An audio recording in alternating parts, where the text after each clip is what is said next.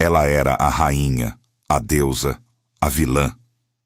Seu nome ecoa pelos séculos, sinônimo de poder, sedução e uma luta desesperada contra o império mais poderoso de sua época. Cleópatra, a última faraó do Egito, não foi apenas uma figura histórica. Ela foi uma força da natureza que desafiou as expectativas, manipulou impérios e deixou uma marca indelével na história. Sua vida foi um turbilhão de intrigas políticas, paixões ardentes e uma tenacidade inabalável para proteger seu reino. Para entender Cleópatra, precisamos voltar no tempo, às origens da dinastia a qual pertencia. Os Ptolomeus não eram egípcios de nascimento. Eram descendentes de Ptolomeu Sóter, um dos generais de Alexandre, o Grande. Após a morte de Alexandre em 323 a.C., seu vasto império foi dividido entre seus generais e Ptolomeu I assumiu o controle do Egito. Ele fundou a dinastia ptolemaica, que governaria o Egito por quase 300 anos, mantendo uma cultura helênica vibrante em meio à antiga civilização egípcia. Eles eram gregos macedônios, que se tornaram faraós, uma dualidade que moldaria a própria Cleópatra. Cleópatra VII, Filopátor, nasceu em 69 a.C., filha de Ptolomeu XII Auletes. Cresceu em Alexandria, uma das maiores e mais cosmopolitas cidades do mundo antigo, um centro de conhecimento e cultura. Mas a infância de Cleópatra não foi um mar de rosas. O Egito, naquela época, estava longe de ser o império glorioso de outrora. Era um reino em declínio, cada vez mais dependente e subjugado à crescente influência da República Romana. Seu pai, Ptolomeu XII, era um governante fraco, conhecido por sua paixão por música e dança, e por sua disposição em comprar o favor de Roma, o que esgotava os cofres do reino. A instabilidade política era a norma, com conspirações e assassinatos na família real sendo eventos comuns. Cleópatra testemunhou de perto a fragilidade do poder e a constante ameaça externa e interna. Desde cedo, Cleópatra se destacou por sua inteligência e sua educação rigorosa.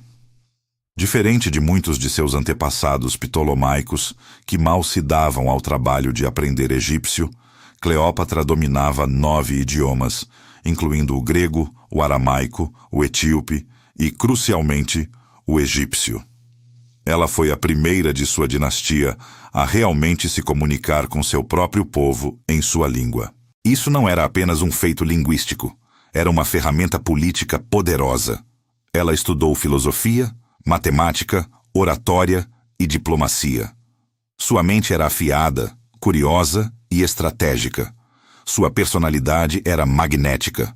Ela não era considerada uma beleza estonteante pelos padrões da época, mas sua presença, sua voz melodiosa e sua capacidade de cativar qualquer um que a ouvisse eram lendárias. Plutarco, um historiador grego, descreveu que sua beleza não era daquelas que arrebatam à primeira vista, mas que seu charme e inteligência eram irresistíveis.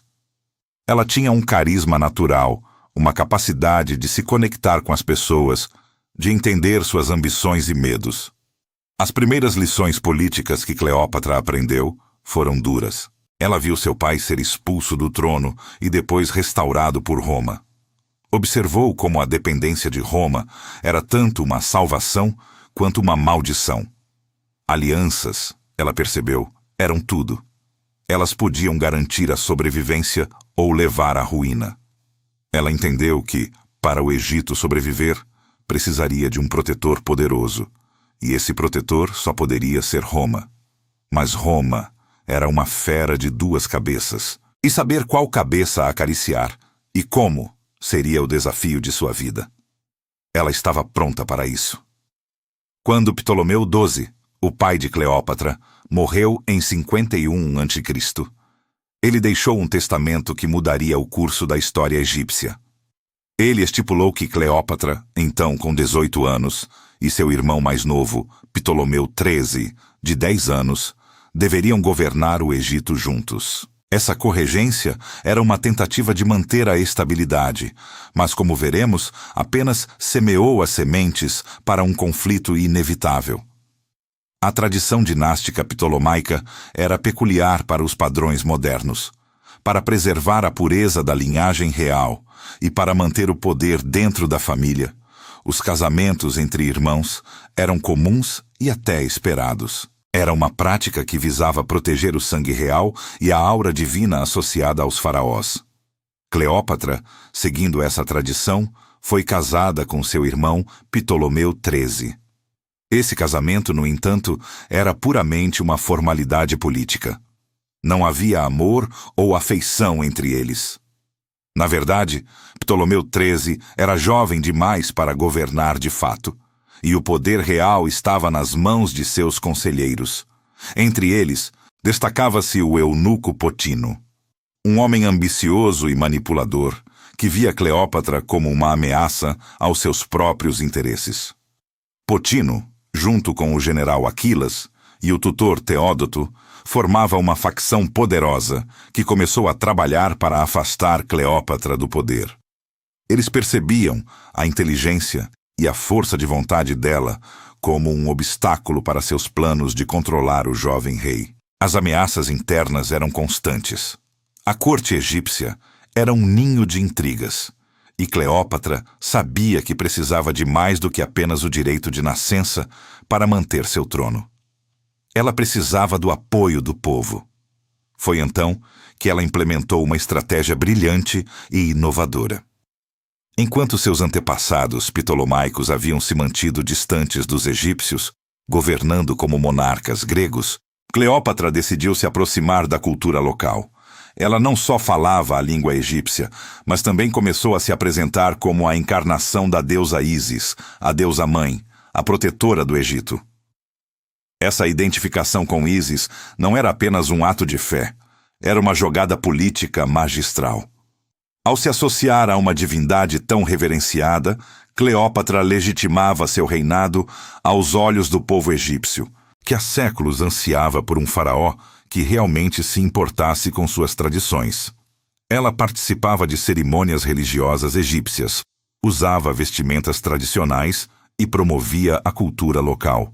Isso contrastava fortemente com a postura de seu irmão e seus conselheiros, que continuavam a se comportar como estrangeiros, desinteressados nas tradições do país que governavam.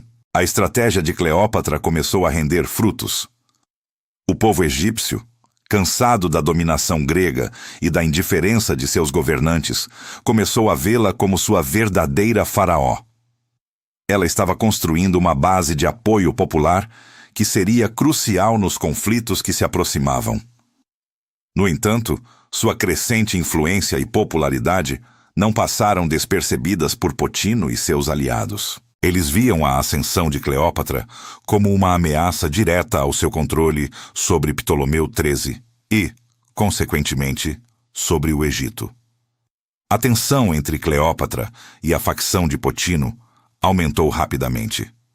O Palácio de Alexandria se tornou um campo de batalha político, onde cada movimento era calculado e cada palavra uma arma. Cleópatra, com sua inteligência aguçada, percebeu que precisava agir com cautela, mas também com firmeza. Ela não era uma rainha que se curvaria aos caprichos de conselheiros ambiciosos. Sua determinação em governar e em restaurar a glória do Egito era inabalável. Mas a corte de Alexandria, dominada por Potino, estava se tornando um lugar perigoso demais para ela. A ameaça de ser removida do poder, ou algo pior, era real e iminente. Ela sabia que precisaria de mais do que apenas carisma e inteligência para superar os desafios que a esperavam. O palco estava montado para um confronto que definiria o destino do Egito e da própria Cleópatra. A ameaça se concretizou.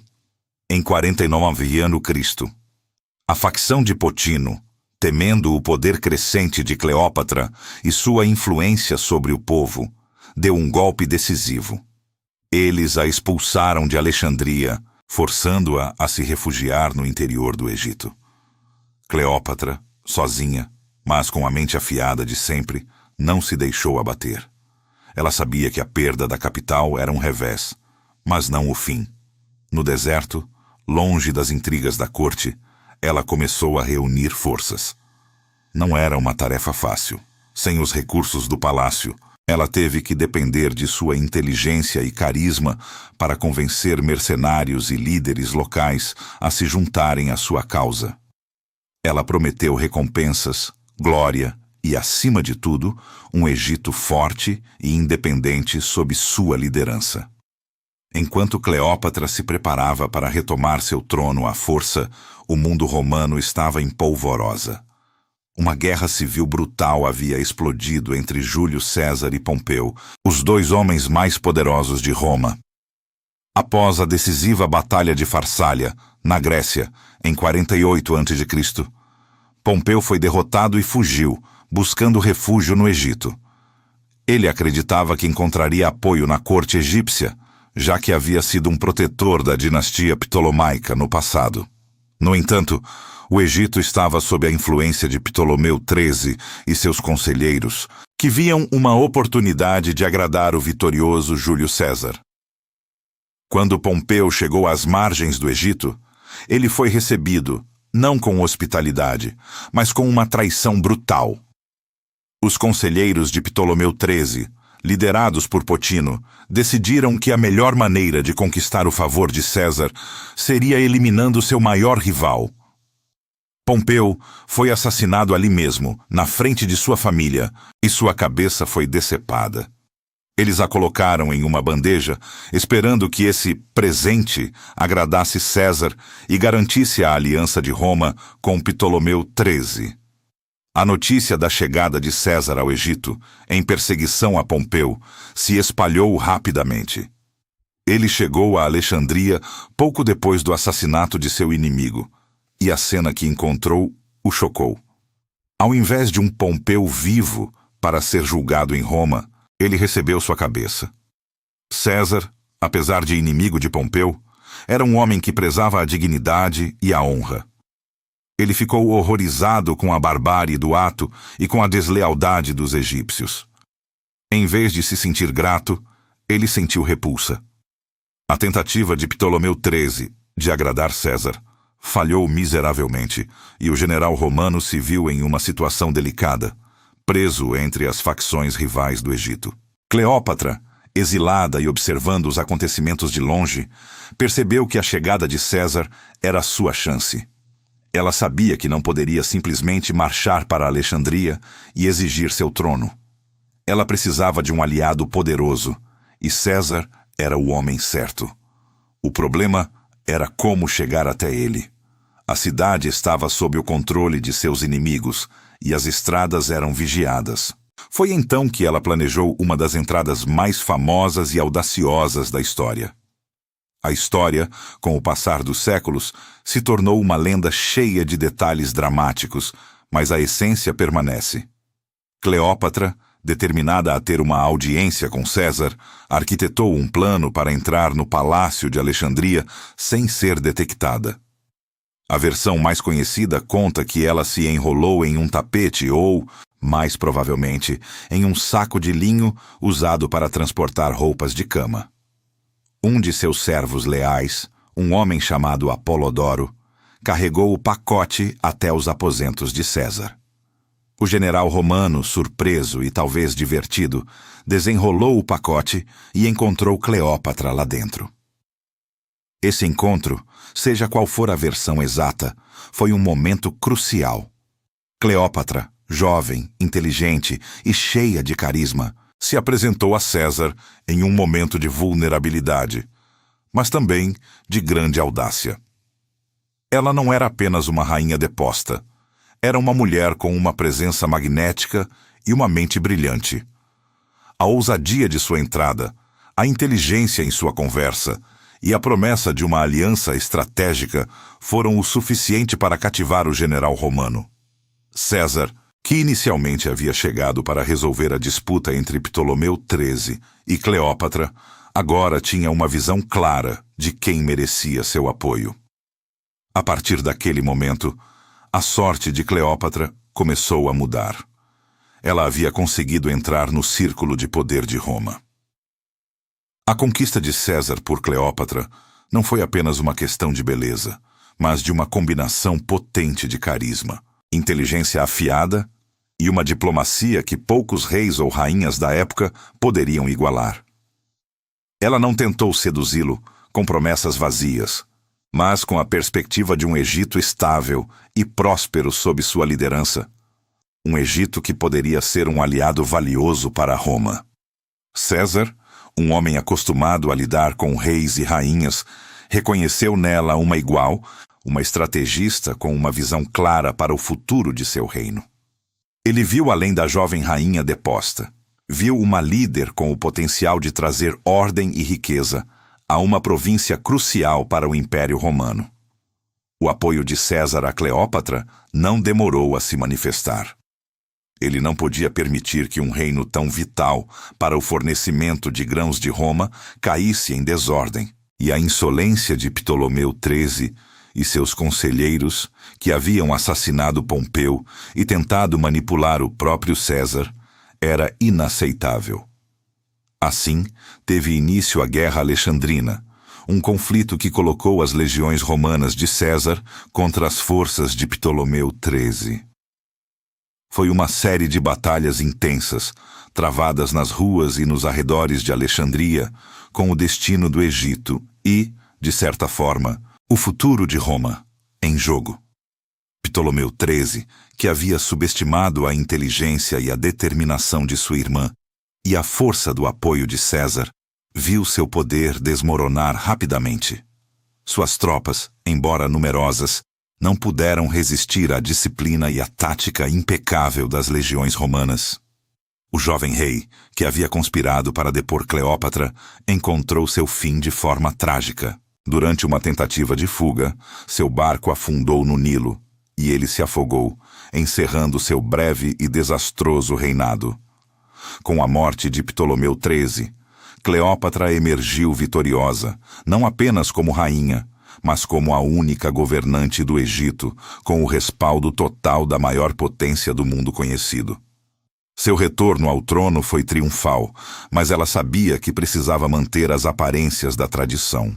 Para satisfazer os costumes egípcios e manter uma linhagem real contínua, Cleópatra foi associada a seu irmão mais novo, Ptolomeu XIV. No entanto, dessa vez não havia dúvida sobre quem detinha o poder absoluto. Ptolomeu XIV era uma figura meramente nominal, um garoto sem experiência ou influência, e Cleópatra governava sozinha, com a autoridade de uma faraó e a inteligência de uma estrategista política. Ela havia aprendido suas lições e não cometeria os mesmos erros do passado, permitindo que outros a manipulassem. A ascensão de Cleópatra ao poder pleno foi um testemunho de sua coragem, sua astúcia e sua profunda compreensão dos jogos de poder. Ela não apenas sobreviveu a intrigas palacianas e a um exílio forçado, mas utilizou cada revés como uma oportunidade para fortalecer sua posição. Sua capacidade de se adaptar, de negociar e de formar alianças estratégicas com figuras como Júlio César, demonstrava uma mente política brilhante, muito à frente de seu tempo. Ela não era apenas uma rainha, era uma força da natureza, uma líder que sabia usar todas as ferramentas à sua disposição para proteger seu reino e garantir sua própria sobrevivência. Sua vitória sobre Ptolomeu XIII e a consolidação de seu poder com o apoio de Roma marcaram o início de um dos períodos mais fascinantes de sua vida, um período em que ela se tornaria a mulher mais poderosa do Mediterrâneo, capaz de influenciar o destino de impérios. A vitória de Cleópatra e a consolidação de seu poder com o apoio de Roma marcaram o início de um dos períodos mais fascinantes de sua vida. Júlio César, o homem mais poderoso de Roma, e a rainha do Egito, Cleópatra, estabeleceram um vínculo profundo durante os meses que se seguiram à Guerra Alexandrina.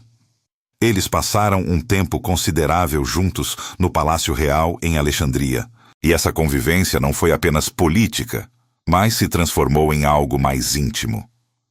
Era uma união que parecia improvável para muitos. Cleópatra tinha apenas 21 anos, cheia de vitalidade e ambição, enquanto César, com seus 50 anos, já era um líder experiente, um general aclamado e um político astuto. No entanto, a diferença de idade não parecia ser um obstáculo. Ambos compartilhavam uma afinidade estratégica notável. Eram líderes natos, mestres da manipulação política e do cálculo preciso. Eles se entendiam de uma forma que poucos outros conseguiam. Cleópatra era uma estrategista brilhante e César reconhecia isso, admirando sua inteligência e sua capacidade de lidar com as complexidades da política egípcia e romana. As motivações para essa aliança eram multifacetadas. Para Cleópatra, a relação com César significava a proteção de sua dinastia e a garantia da soberania do Egito, mesmo que sob forte influência romana. Ela sabia que sem o apoio de Roma, seu reino estaria vulnerável a invasões ou a novas disputas internas.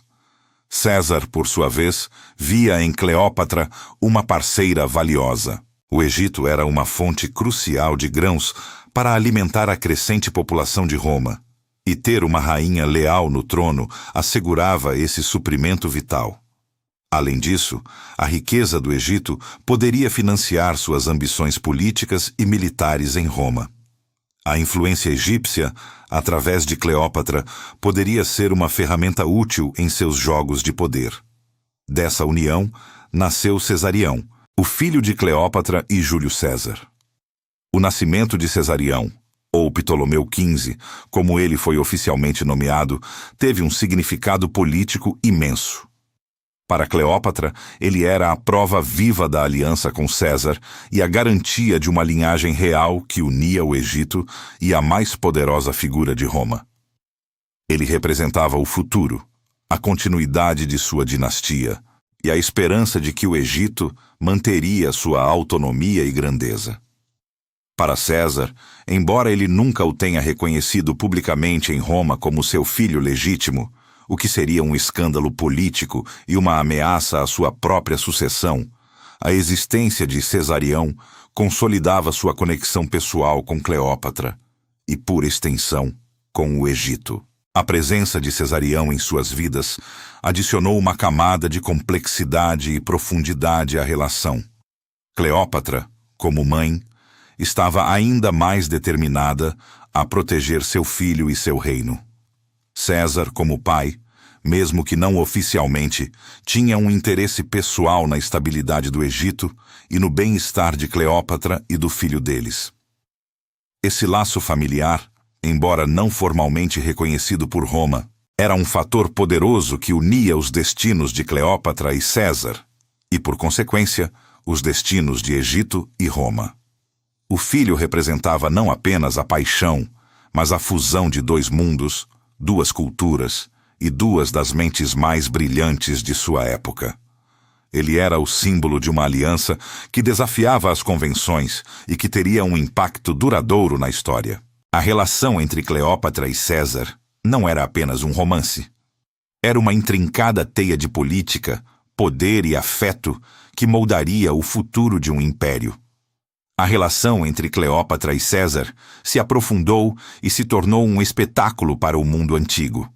Após a estabilização do Egito e a consolidação do poder de Cleópatra, eles embarcaram em uma viagem triunfal pelo rio Nilo, um ato que ia muito além de um simples passeio romântico. Foi uma demonstração de poder e legitimidade. A bordo de uma luxuosa galera real, Cleópatra e César navegaram rio acima, parando em templos e cidades, sendo recebidos com aclamação por onde passavam. Cleópatra se apresentava não apenas como rainha, mas como uma faraó legítima, com o apoio explícito da maior potência ocidental. Essa viagem tinha um simbolismo profundo. Para os egípcios, ver sua rainha ao lado de César, o homem mais poderoso de Roma, era a confirmação de que o Egito estava seguro e que Cleópatra era a governante escolhida pelos deuses, agora também abençoada pela força romana. A imagem de Cleópatra e César juntos, navegando pelo Nilo, era uma mensagem clara para qualquer um que ousasse desafiar seu poder. Era a união de duas potências, o Egito milenar e a Roma em ascensão, representadas por seus líderes carismáticos. O luxo e a pompa da expedição serviam para reforçar a ideia de que o Egito, sob Cleópatra, era um reino próspero e respeitado. No entanto, enquanto no Egito a união era celebrada, em Roma as reações eram de desconfiança e preocupação, especialmente entre os senadores e a elite política. A notícia da relação de César com uma rainha estrangeira e o nascimento de seu filho, Cesarião, causava um grande desconforto. Roma era uma república, e a ideia de um de seus líderes mais influentes se envolvendo tão profundamente com uma monarca estrangeira, especialmente com a rica e influente rainha do Egito, era vista como uma ameaça aos valores republicanos e à própria estrutura de poder romana. A desconfiança do Senado era palpável. Eles temiam a influência egípcia sobre César. O Egito, com sua riqueza inesgotável e sua cultura milenar, representava um fascínio exótico, mas também uma potencial fonte de corrupção e desvio dos ideais romanos. Havia o medo de que César, já ambicioso e com tendências autocráticas, pudesse ser ainda mais influenciado por Cleópatra e pelo modelo de monarquia divina egípcia. Para muitos senadores, a relação de César com Cleópatra não era apenas um caso amoroso, mas uma aliança política perigosa que poderia minar a república e pavimentar o caminho para a tirania. A tensão política em Roma aumentava a cada dia. César, ao retornar a Roma, levou Cleópatra e Cesarião consigo, hospedando-os em uma de suas vilas nobre, o que foi um choque para a sociedade romana. A presença da rainha egípcia e de seu filho na capital da república era uma afronta às tradições e aos costumes romanos. Cleópatra, com sua inteligência e seu charme, tentou conquistar a elite romana, mas a maioria via sua presença como uma provocação. Ela era a rainha de um império estrangeiro, e seu relacionamento com César era percebido como uma ameaça à moralidade e à estabilidade de Roma. A relação de Cleópatra e César, que havia sido tão vitoriosa no Egito, se tornou um catalisador para a crescente oposição a César em Roma. A elite romana via Cleópatra como um símbolo da arrogância e do desrespeito de César pelas instituições republicanas. A ideia de que um filho de César com uma rainha estrangeira pudesse um dia ter alguma pretensão ao poder em Roma era inaceitável. Essa aliança, que para Cleópatra era a garantia de sua segurança e para César a fonte de recursos e prestígio, acabou se tornando um dos fatores que contribuíram para uma escalada da tensão que culminaria em eventos trágicos. A presença de Cleópatra em Roma intensificou o medo de que César estivesse buscando se tornar um rei, um título abominado pelos romanos desde a fundação da República. A cada dia, a sombra da conspiração pairava mais densa sobre a figura de Júlio César, e Cleópatra, sem saber, estava no centro dessa tempestade política. A sombra da conspiração, que pairava sobre Júlio César, finalmente se materializou de forma brutal. Em 44 a.C., nas idos de março, César foi assassinado no Senado romano, um evento que abalou as estruturas de Roma e do mundo conhecido. Para Cleópatra, a notícia da morte de César foi um golpe devastador. O homem que havia garantido seu trono e com quem havia construído uma aliança poderosa, além de ter um filho, estava morto. Seus planos e sua segurança, que dependiam tanto de César, desabaram de repente. Ela e Cesarião, seu filho com o ditador romano, estavam agora em uma posição de extrema vulnerabilidade em Roma. Sem a proteção de César, a capital romana se tornou um lugar perigoso. Cleópatra rapidamente percebeu que precisava agir e retornar ao Egito, onde poderia ao menos ter o controle de seu próprio território. Ela partiu de Roma, levando Cesarião, e voltou para Alexandria, determinada a proteger seu reino e seu filho. O assassinato de César mergulhou Roma em uma nova guerra civil. Várias facções disputavam o poder, e dentre elas emergiram Marco Antônio, um dos generais mais leais de César, e Otaviano, seu sobrinho neto e herdeiro adotivo. Cleópatra, com sua sagacidade política, sabia que precisaria de um novo protetor romano para garantir a soberania do Egito e a segurança de sua dinastia. Foi então que Marco Antônio entrou em cena. Ele era um homem carismático, um líder militar experiente e, para Cleópatra, representava a melhor chance de manter o Egito longe das garras romanas. O encontro entre eles, na cidade de Tarso, foi tão lendário quanto o primeiro com César. Cleópatra chegou em um barco luxuoso, vestida como a deusa Afrodite, impressionando Marco Antônio e o estabelecendo como seu novo aliado. A aliança entre Cleópatra e Marco Antônio floresceu, não apenas em termos políticos, mas também em um profundo relacionamento pessoal. Eles se apaixonaram, e Cleópatra deu à luz 3 filhos com ele: os gêmeos Cleópatra Selene e Alexandre Hélio, e Ptolomeu Filadelfo. Essa união, novamente, era estratégica. Para Marco Antônio, o Egito de Cleópatra oferecia riquezas e recursos para financiar suas campanhas militares contra Otaviano. Para Cleópatra, a proteção de Antônio significava a continuidade de sua linha dinástica e a possibilidade de expandir a influência egípcia. Juntos, eles sonhavam com um império oriental, com centro em Alexandria, que rivalizaria com Roma. No entanto, a relação de Marco Antônio com Cleópatra e seus planos ambiciosos eram vistos com crescente hostilidade em Roma. Otaviano, seu principal rival, explorou a propaganda anti-Cleópatra, retratando-a como uma sedutora estrangeira que havia corrompido um grande romano e ameaçava os valores da República. A tensão entre Otaviano e Marco Antônio escalou para uma guerra civil aberta, e Cleópatra se viu novamente no centro de um conflito romano. Ela mobilizou sua frota e seus recursos para apoiar Marco Antônio, cientes de que o destino do Egito estava intrinsecamente ligado ao seu. A batalha decisiva ocorreu em 31 a.C., na Batalha de Ácio, uma grande batalha naval. A frota de Cleópatra e Marco Antônio enfrentou a de Otaviano. A batalha foi um desastre para o casal. Em meio ao caos, a frota egípcia de Cleópatra recuou, e Marco Antônio a seguiu, abandonando seus próprios navios e homens. Essa derrota foi o fim do sonho de um império egípcio-romano. As forças de Otaviano avançaram sobre o Egito, e Marco Antônio, desesperado, cometeu suicídio ao saber falsamente da morte de Cleópatra. Cleópatra tentou negociar com Otaviano, buscando garantir o futuro de seus filhos e a integridade do Egito. Contudo, ela percebeu que Otaviano pretendia levá-la a Roma como um troféu de guerra para humilhá-la em seu triunfo.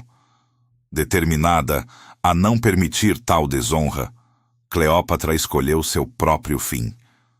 Em 30 a.C., ela cometeu suicídio, supostamente usando uma áspide, uma cobra venenosa, para evitar ser capturada.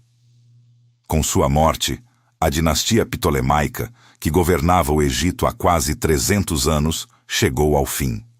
O Egito se tornou uma província romana, e Cesarião, o filho de César, foi executado por ordem de Otaviano, que não queria rivais para sua ascensão. O legado de Cleópatra é complexo e duradouro. Ela foi uma mulher de inteligência excepcional, uma estrategista política brilhante e uma rainha que, com sua força e carisma, desafiou o poder de Roma e moldou a história de sua época. Sua vida foi uma saga de ambição, amor e tragédia que continua a fascinar e inspirar gerações. Cleópatra foi a última rainha do Egito, e sua história é um testemunho da capacidade humana de lutar pelo poder, pela sobrevivência e pela glória, mesmo diante das maiores adversidades. Ela é lembrada não apenas como uma figura histórica, mas como um símbolo da mulher poderosa que, com sua astúcia e determinação, deixou uma marca indelével no destino de impérios.